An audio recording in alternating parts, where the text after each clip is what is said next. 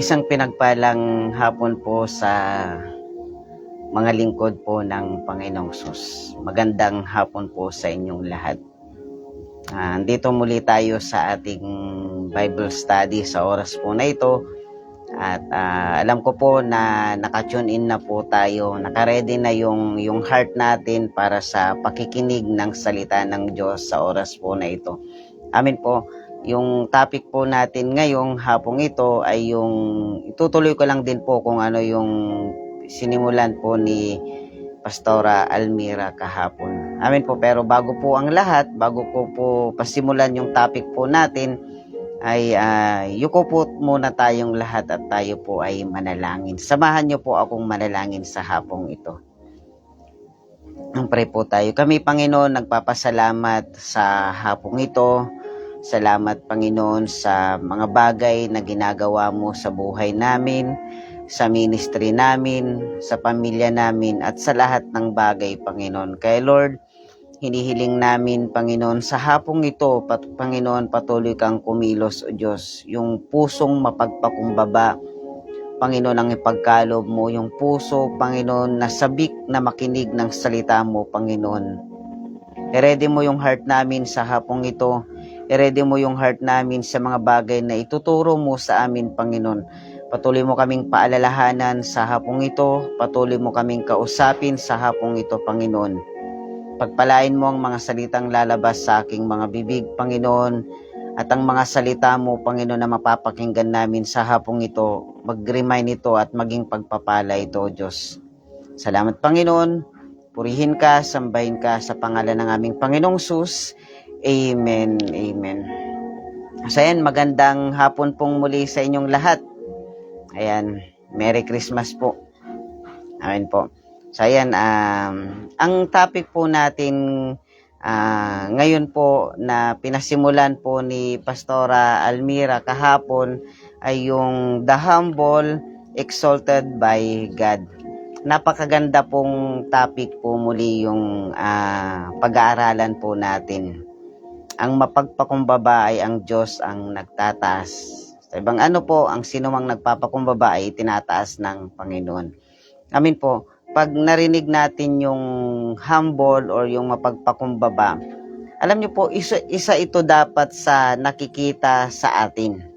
Or isa ito dapat sa, kumbaga, mangingibabaw sa atin. Kasi hindi magtatagumpay ang isang Kristiyano na mapagmataas. Amen po, hindi sasamahan ng Diyos yung isang Kristiyanong sabihin nating mayabang. Amen po, kaya napaka-importante na yung pagiging mapagpakumbaba nakikita sa atin. Hindi ito inililihim.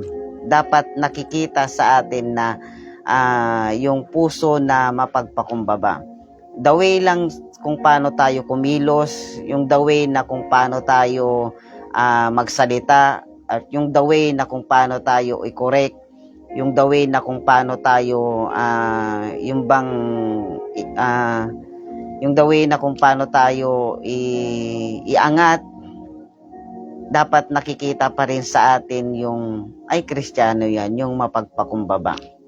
Every time na minsan na pag nandun tayo sa nahihirapang sitwasyon, pag nandun tayo sa time na kinokorek tayo, kinokorek dun sa mga mali, diyan dapat makikita sa atin yung mapagpakumbaba pa din.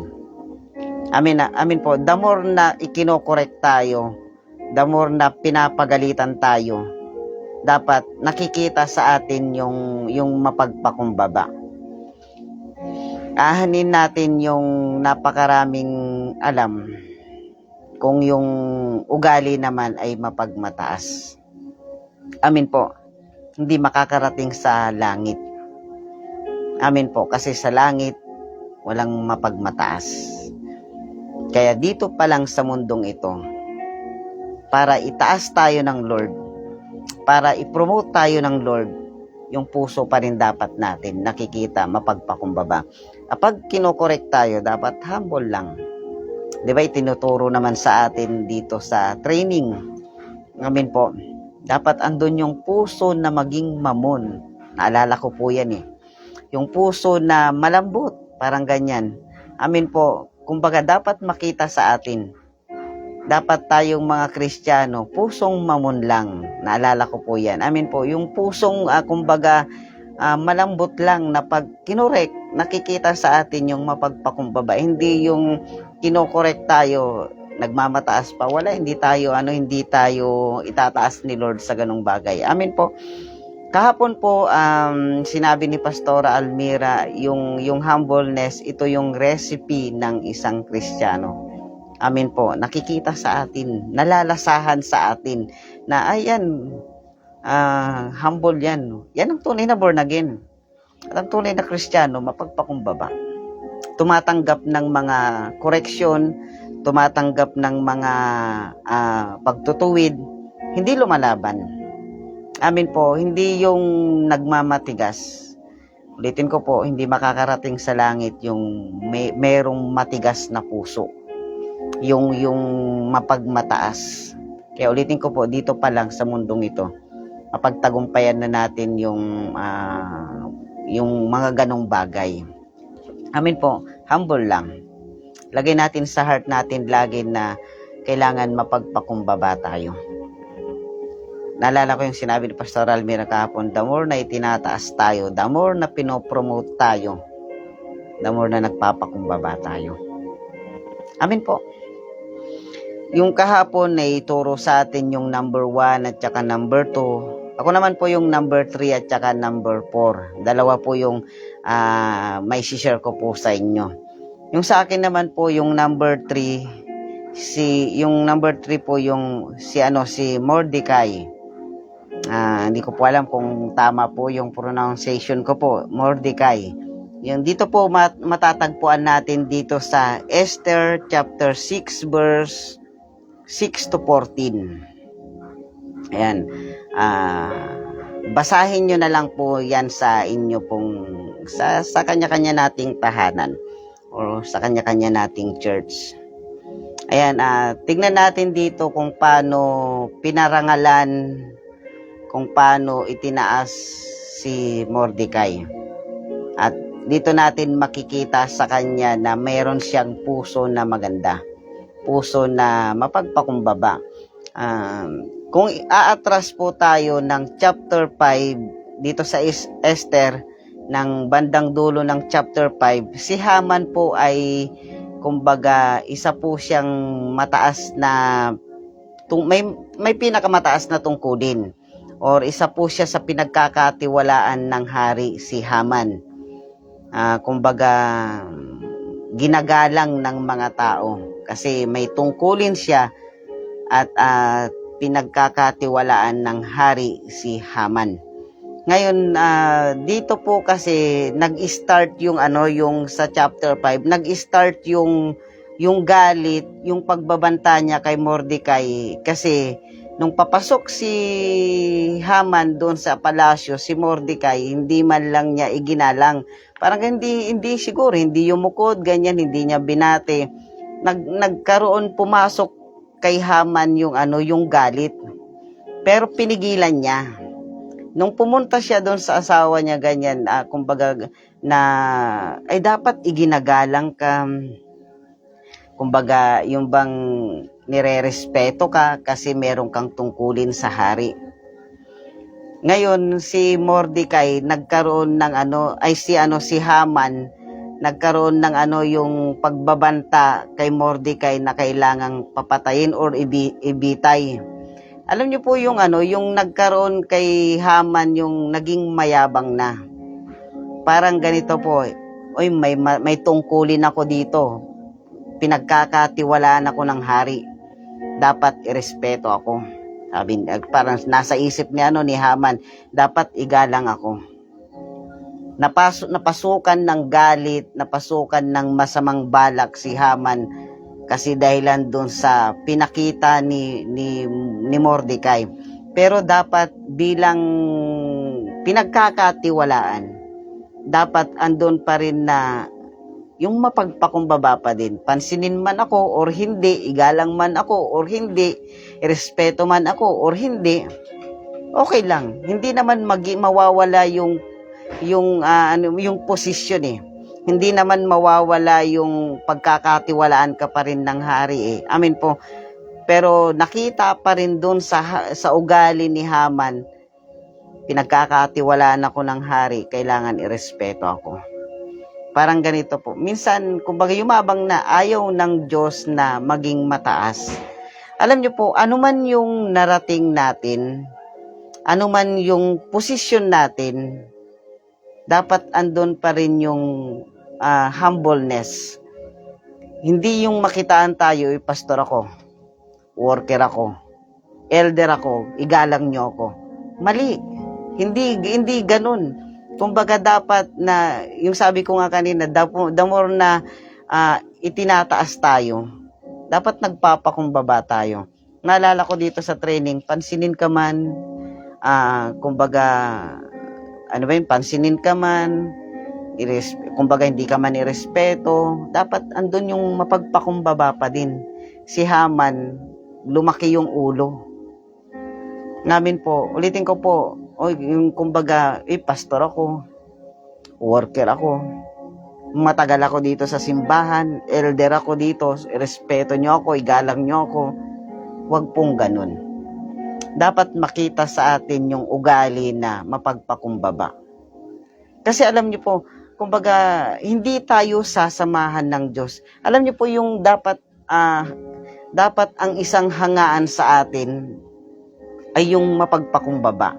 Yung sabi ko nga po kanina, kahit napakarami nating alam dito sa Biblia, kahit kabisado natin Genesis hanggang Revelation, Revelation hanggang Genesis, kahit pagbalik-balik na rin, kabisado natin, pero pag andun yung ugali natin na mataas, hindi tayo itataas ni Lord. Amin po, kumbaga ayaw ni Lord na yung mayabang tayo doon sa ministry. Yung ipinagmamalaki natin kung saan tayo, kung ano man yung narating natin. Pastor ako, matagal na ako pastor. Kahit matagal na pastor, dapat nakikita pa din yung humbleness. Amin po, dapat nakikita pa rin na yung bang sabi ko nga po kanina, yung hahangaan ka doon sa yung ugali na mapagpakumbaba. Alam niyo po sa akin, kumbaga masahangaan ko yung isang Kristiyanong kahit unti lang yung alam basta sumusunod, mas mataas yung respeto ko. Pero pag yung makikita mo matagal na Kristiyano, pero andon yung pinagmamalaki niya kung ano man yung narating, hindi po ako hanga. Amin po, mas hanga ako doon sa taong kumbaga Kristiyano na masunurin, mapagpakumbaba kahit napakaunti lang ng kaalaman. Amin po, kasi sabi ng Biblia, sino mang nagpapakumbaba ay siyang itinataas ni Lord. Meron na po akong ikukwento po sa inyo. Merong isang pastor na pumunta or umaten sa isang conference, parang ganyan. Yung pastor na ito na umaten, kilala niya kung sino yung nagtuturo. Nung nandun na siya sa isang conference, nakikinig siya, hangang-hanga siya doon sa pastor na nagtuturo. Sabi niya, ang galing. Gusto ko din na maging ganyan kagaling. Ang galing, ang daming alam ng Word of God, ng Bible. Masasabi ng pastor na nakikinig na parang halos lahat kabisado. Napakagaling. Nung natapos na, sabi niya, nung pastor natin, hinahangaan niya yung nagtuturo na pastor. Nahangaan ko, ang galing, sabi niya. Ngayon, nung natapos na yung service, dahilan sa itong pastor na ito, kilala niya yung nagtuturo, nilapitan niya, sabi niya, pastor, sabi niya, nag-bless, sabi niya, pastor, sabi niya, napakagaling niyo pong magturo. Kumbaga, ang dami niyo pong alam, ang galing niyo po. Ang galing niyo pong magturo. Napahanga niyo po ako. Sumagot yung pastor, sabi niya, wala pa akong prayer niya na.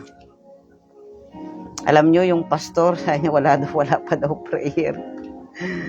Alam mo, yung pastor na nagtanong, sabi niya, nung narinig niya yung sagot niya, wala pa daw prayer. Alam niyo po, biglang yung paghanga niya bumagsak. Ay, hindi ko na to hahangaan kahit kailan. Hindi ko na to hahangaan, hindi ko na to papakinggan kahit kailan.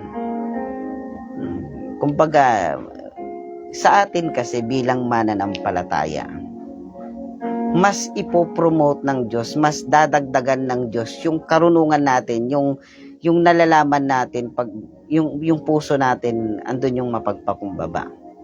Amen po. Pag itinataas ka, dapat pakumbaba lang. Huwag mo sasabihin, wala pa akong prayer niyan. Pag dito sa Rema, wala pong ganyan. Amen po. Kung mapagmataas dito sa Rema, hindi ka taga-Rema. Amen po. Kasi ang mga taga-Rema, mapagpakumbaba. Handang handang makinig or handang tanggapin yung mga pagtutuwid.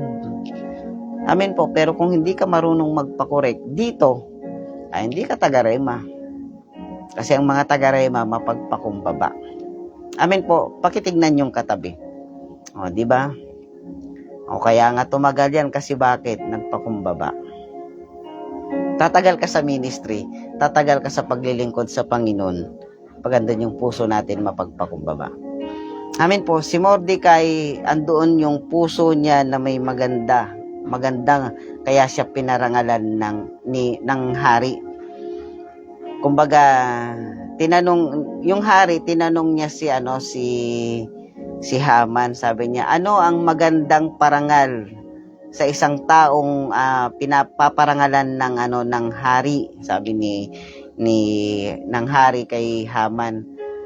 Sabi naman ni Haman, ay ganito po, yung damit nyo po na ibigay sa taong ito, tapos sumakay sa isang sasakyan, tapos ilibot para sabihin itong taong ito ay pinarangalan ng isang hari. Akala ni Haman siya yung tinutukoy ng hari. Hindi niya alam, si Mordecai pala yung tinutukoy ng hari. Sabi ng hari, lahat ng sinabi mo, Haman, gawin mo yan kay Mordecai. Sabi niya, ginawa yung pinalibot, ganyan, nilibot. Umuwi si Haman ng galit, malungkot. Kala niya siya yung pararangalan ng hari, malungkot. Dapat sa atin, nandun pa rin yung humble na mapansin man tayo or hindi, maparangalan man tayo or hindi ng leader natin, okay lang, humble lang. Dapat makita pa rin yung mapagpakumbaba tayo. Amin po.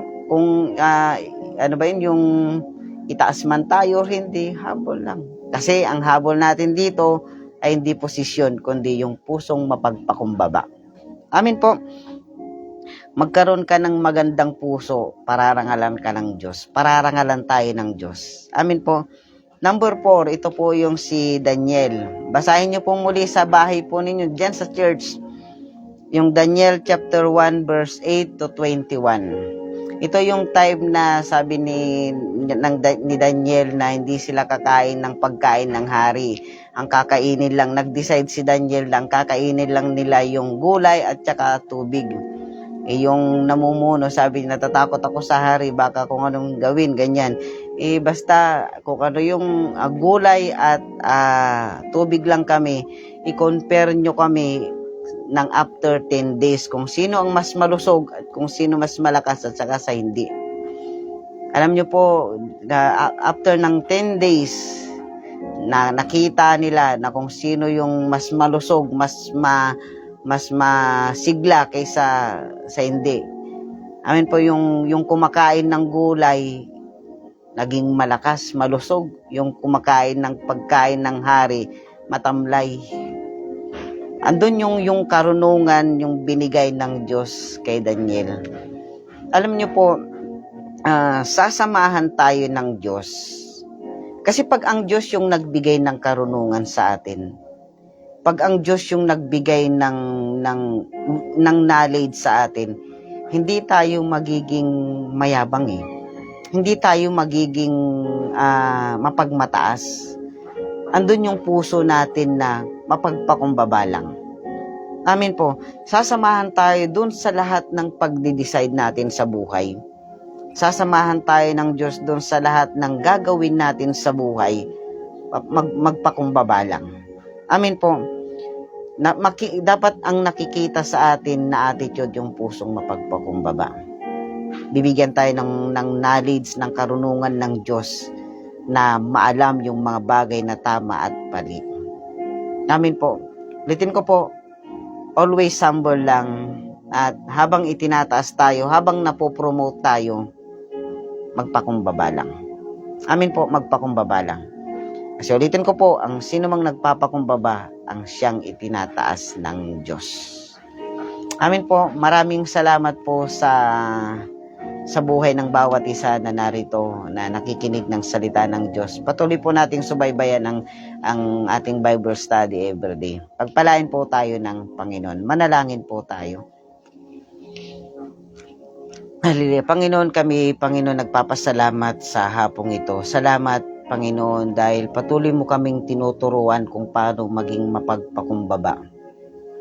Ano man, Panginoon, yung narating namin, ano man, Panginoon, yung posisyon namin, pusong mapagpakumbaba lang, Panginoon, ang ipagkaloob mo sa amin, Panginoon.